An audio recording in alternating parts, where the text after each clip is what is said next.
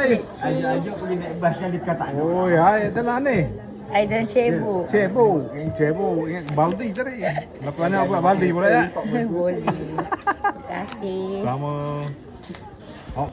Minum benda.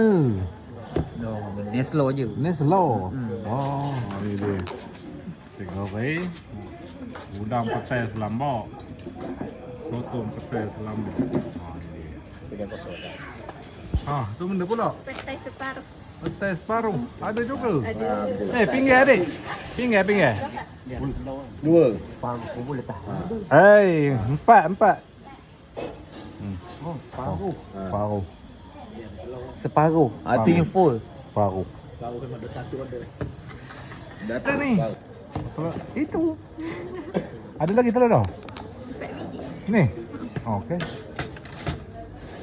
Oh, licin. Susah pinggir depan dia. Oh, pinggir demo tak depan kawan. Tinggal. Memanglah. Semua. Tak cara korang dah. Tak cara. Tak lalu lah. Dua-dua. Kena dua lambok. Tapi kalau dia melambat lah itu dah bagi sedok cerita. Ya, Mia. Lama tak jumpa Mia ni. Sama belajar tak, Mia? Baru dapat keputusan sama belajar.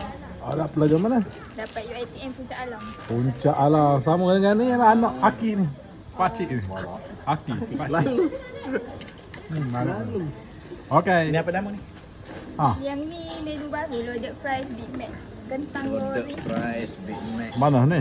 Loaded fries. Loaded fries Big Mac. Loaded tu maknanya? Penuh. Oh, dia kuih dia tak laju. Kena sini pekak. Tak, dia Mia hantar je dia makan laju je. Selambak juga ni. Selamat. Okey Mia. Bye. Ini sebut loaded kan. Nasi goreng dah habis. Mahal ke loaded fries pula.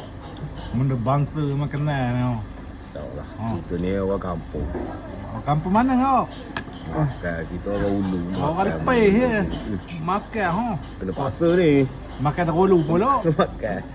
Ada benda ni terulu. Mana reti makan benda-benda gini. Sedap amat. Rasa nak makan ke tangan ni.